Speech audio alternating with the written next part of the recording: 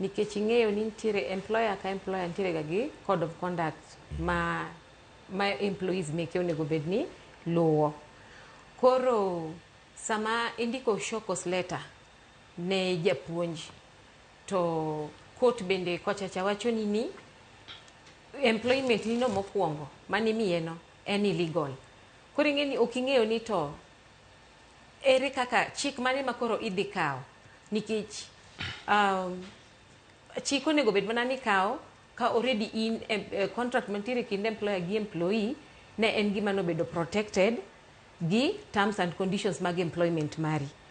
Koro kanye mamiyudo ka tich bedo matek Mr. Cleophas, ma ok ang'eyo ni jopuonj gi kisama koro nyisgi ni gi show cause gimomiyo disciplinary action should not be taken against them. Ok ang'eyo ni TSC dhi yengo gima chalo kama kanye.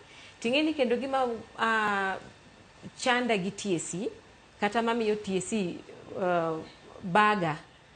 TSC ng'eni en one of the independent commissions ma commission emane o create e Kenya ka. But gimomiyo gimiyo Ministry of Education teko mang'eny ahinya mar mondo odonjre kata mana gi employment mar gi jopuonje dhiera.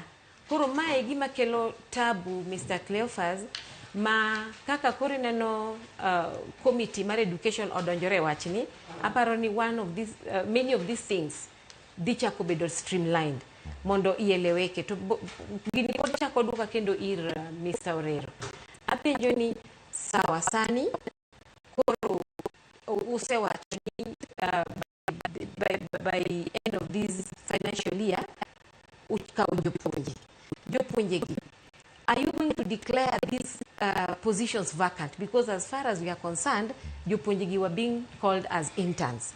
Koro matiende ni these positions are going to be competitive again. Ok ang'eyo ni policy mane ma idhi ti godo so that they get absorbed. Nikech ka dwarona kata ka akwayona en ni kaka ne gintie no tiloso policies to gin giduto te gi bedo gi entry into those positions. But are you going to throw these positions back, these opportunities back to the whole nation so that any other teacher can apply? Because it is only going to be for jopuonje gi kendgi. Apani mano to winja duoka sani